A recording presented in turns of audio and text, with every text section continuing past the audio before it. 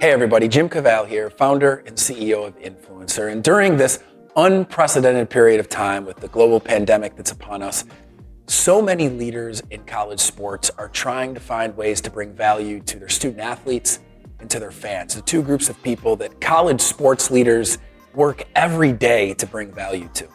And here at INFLCR, we have more than 600 teams who work with us on a daily basis using our platform in different ways to reach their fans, to reach their student athletes and help tell their story. And so for me, I wanted to bring the stories of some of our head coaches and athletic directors straight to you to see and experience how they're approaching this tough time, these unprecedented times that have come to us. And so today I've really got an awesome guest. I've got the head basketball coach for the University of Arkansas, Eric Musselman.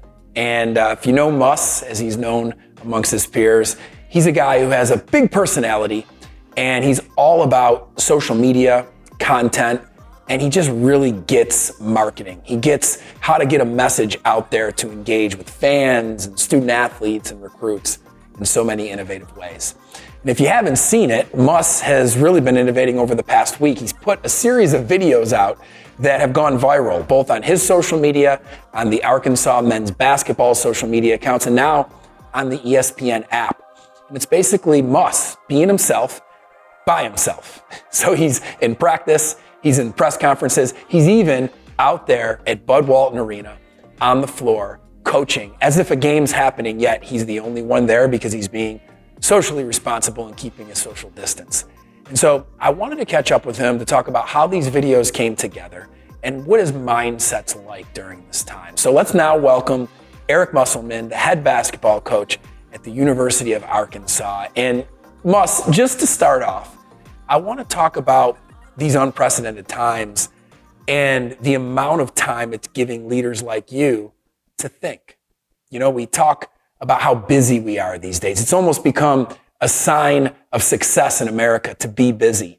Yet our souls have lagged far behind our bodies because we don't get a chance to really reflect and think big picture. And so I want to talk about that first. How are you thinking big picture? What's your mindset as you began to see the SEC basketball tournament get canceled and then March Madness get canceled? You had that video where you were emotional, telling your team the season was going to end and how badly you felt for them for that.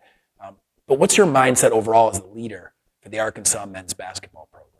I think first of all, just the care about our student athletes, because this is something that at a young age, obviously I'm 55, I've never dealt with this. But you got to think about like a student athlete at his age, an 18, 19, 20, 21-year-old and what they're going through. And, it's just something that none of us have experienced. Like with our guys, we're just trying to talk to them every day. But I think you're right, Jim. Like today, this morning, it's the first time in my life that I can ever remember not being able to go work out in a health club. So what did my family and I do? My wife and my daughter and I, we just did a 45-minute workout in our garage. And it's great family time. I mean, we're learning things about each other even as a family. The communication has changed in our household. Phones are put up at certain times. iPads are put up so that we can communicate more than we would in a normal daily life. And it's really changed our family outlook on a lot of things in a very, very short time. So, Coach, with technology, we are connected now more than probably we've ever been before. And as two guys who are type A, hard charging, always have something going on, there's ways to leverage technology, social media, to get more done. There's good and bad to it, right? There's always that aspect of technology consuming us and us never putting the phone down. You talked about the exercise with your family, how you're really making the most of your time together, putting those phones up and being present with each other. But there is great things about technology, great things about social media, and you've always been leveraging them, really ever since you've been a head basketball coach at the college level. you coached in the NBA for years, but you took a break and came back to college. You've used social to your advantage, not just celebrating your team and recruits and student athletes in very unique ways, but the other teams on campus.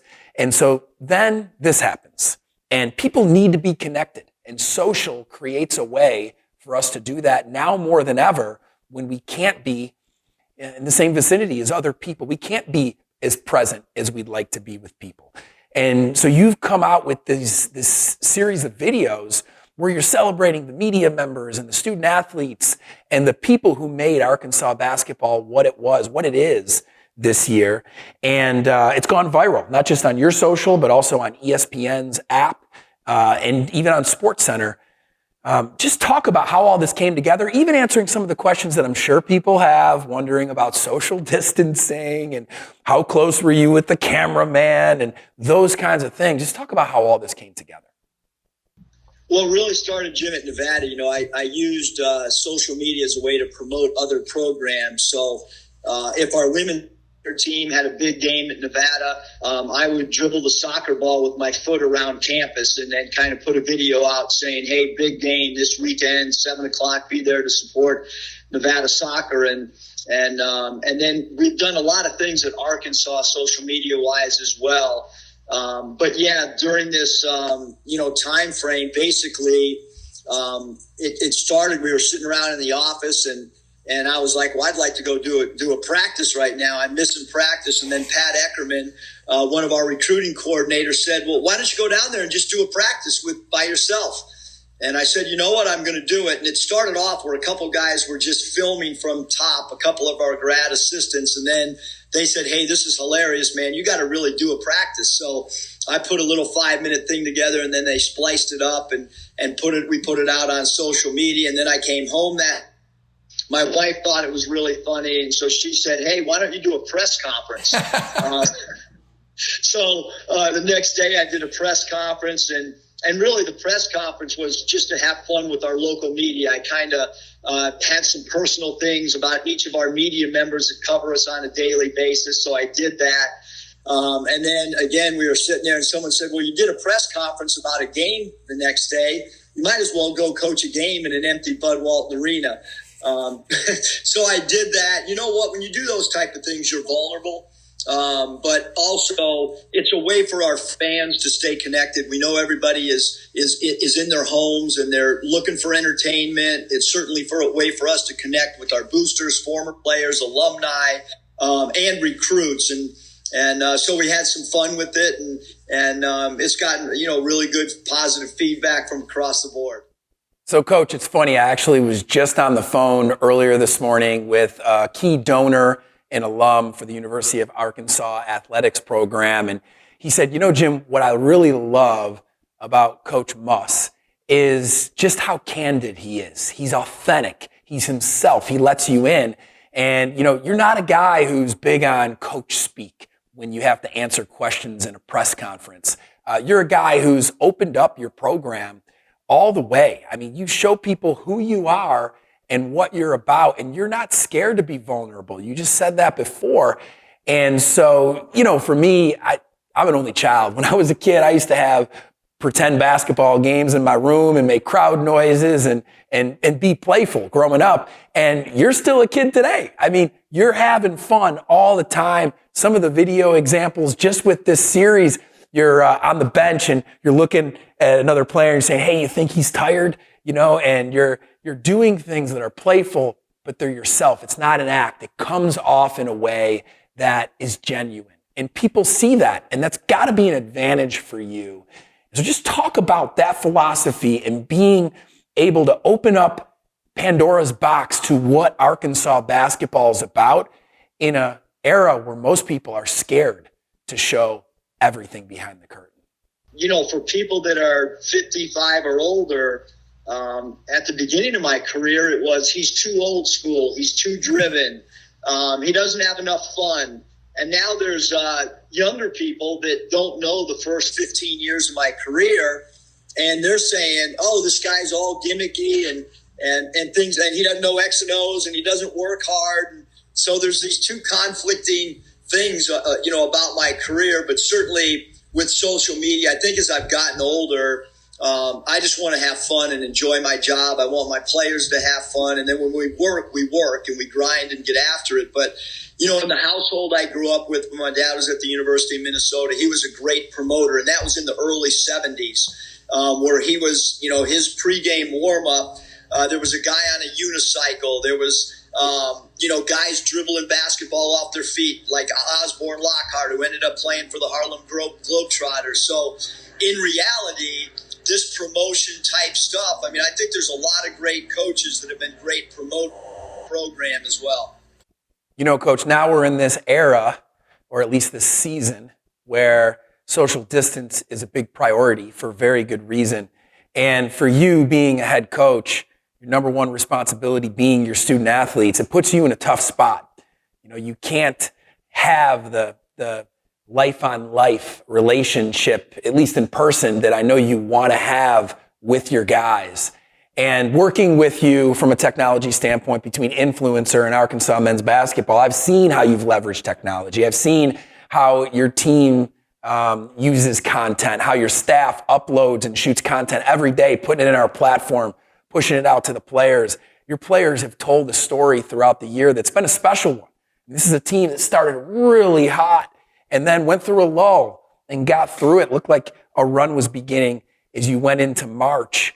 And, I respected that. I loved how the team and the players use content from Influencer to tell their story during the highs and the lows throughout the year. And so I'm sure there's a lot of ways that you're looking to leverage technology during this so that you can really keep the frequency, the quality of those relationships with your players at an impactful level. I think first of all, Jim, it's, through FaceTime, you just pick up the phone, FaceTime a guy, ask him how he's doing, make sure he's keeping up on his studies. The amazing thing right now is our guys are still in academic mode. They still have classes to finish, and if you're not used to doing online stuff, that could be problematic for certain students. And they're used to coming into our Jones Center, the academic center, and having people make sure, hey, you have this assignment due. So right now as a head coach, I find myself texting guys, hey, you have assignment coming up on Tuesday. Have you already started the process of working on that assignment? So just a lot, I think really maybe even more communication right now than even if they were in town going to class. But one thing that we're certainly missing is when we're in the off season, guys are constantly coming into our pop their head in between classes. They sit on the couch and might watch Sports Center with you or something. And certainly all that face-to-face time is now gone. And so that's why it's so vital, not only for the head coach, but for everybody in our program, including the academic piece. Our academic guidance counselor reaching out to people, our trainer reaching out to guys, our strength coach reaching out to guys. It's all encompassing everybody in our building, trying to stay in contact with our student athlete. All right, last question, Coach. When we got set up today, we were about to start this interview. You tried a few different shots with your phone. We saw the selfie pose shot earlier here in the video, but the reality is your selfie shot was not well lit, right? You were trying to find a good position, and then the real expert came in, and that's your wife, who's worked for ESPN for the Lakers. She's quite a promoter and really understands marketing in an amazing way. And so I just want to ask you, how much does she help with some of these ideas you have, all the way down to, hey, Eric, you did this great video in the arena, now do a press conference. No, it's awesome. Danielle is, she's so experienced. I'm living with someone that's been behind the mic for ESPN, somebody that's worked for NFL Network, someone that's been on an NFL sideline interviewing people. And so her expertise, not just with me, but a lot of our players have utilized her past background as well on interviews and how to present themselves. And so she the brains behind everything. She's the brains behind recruiting. She's the brains behind any video we do. And I got a superstar in my household for sure. And she'll also tell you, no, that's not a good idea. That's too embarrassing. Stop with the nonsense. Let's get back to coaching. I love it, Coach. Thanks for making time. And just listen, stay safe, stay healthy through this season. Good luck getting your players to where they have to be as we move forward and make progress through all of this. Well, Jim, thank you for having me on, and thanks for all you do. Our players have loved the service that's been provided and the partnership. We look forward to continuing that relationship.